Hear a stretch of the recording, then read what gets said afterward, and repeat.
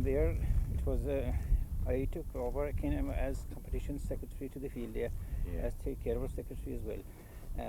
I sent out invitations into the branches around the county, and from there it started off. I think we had 22 or 23 branches at the first field evening. Was there a good public reaction with the locals? It was very. And that first field was held in the John Leary's farm near the village. That's right. It was held there, and the dance was in the local Hibernian Hall. Afterwards, teas were served at the local creamery centre, and from there it took off as the first field day. Did you find the field days interesting, John?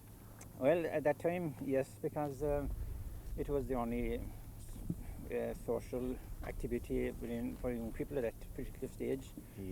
Anyone interested in farming, well, it was a farming orientated, and did you learn, we'll say, a lot in the competitions that you took part in? Did they mean a lot to you in your farming and your build up to what you are today, yes. shall we say? Well, I suppose it was a help, of course.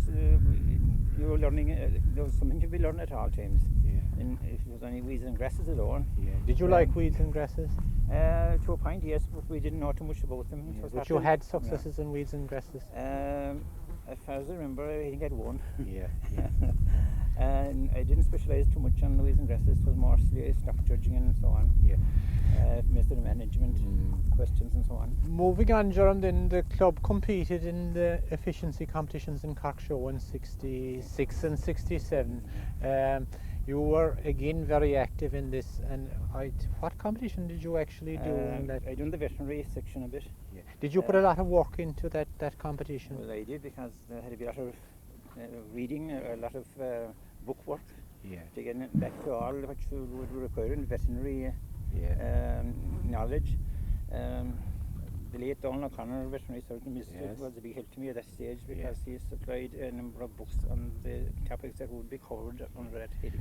Would you say that you mentioned Donald O'Connor that he was very open in his help to people, whereas more veterinary practices didn't like this sort of system getting out? Oh yeah, well, in previous years he gave a number of lectures in the local hall on the veterinary topics of the day, such as the proper calving of a cow, many subjects on the day-to-day things in farming and so on, and it was most helpful indeed. Right.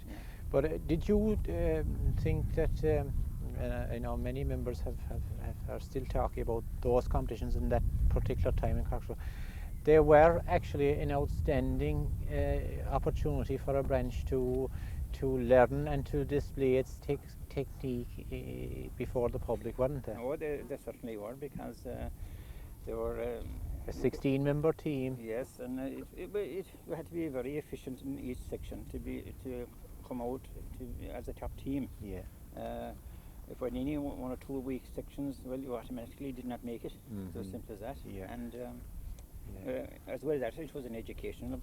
I mean, that was the primary aim of it. Yes, that's right.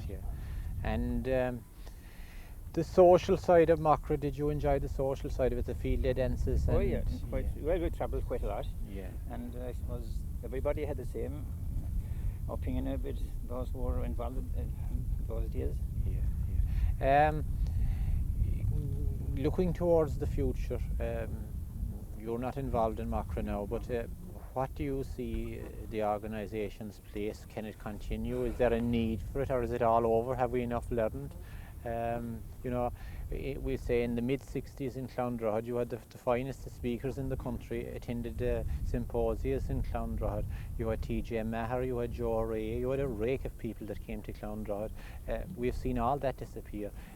Is there something lacking today that people cannot get enough information on what's happening? Well, I suppose you're in a new era in farming as well.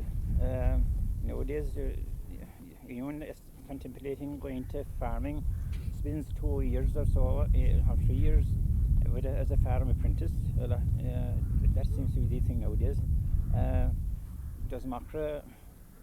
Where does Macra come in? You ask the question. Yes. seemingly, I'm not too sure as to what would be the future under this heading. Because, I like, did- Jerome, why I raised this question for many, many years, like Macra did the job of the vocational educational committee, it did the job of, you know, government agencies, it did an outstanding job with the cooperation of agricultural instructors, and there are lots of things happening today, and even the best of farmers are unsure of what their future is now at the moment with the cap proposals. The gap seems to be closing in on their incomes. That's true, all right. And it is very hard to foretell and see what is the future young people getting into farming, because there don't seem to be much of a future at the present time and under those headings. I simply do not know, and we'll have to wait for another day to answer that question. Right, Jerome, thanks very much Yeah. for talking to us. I do not know how we get on, but You're done fine. Very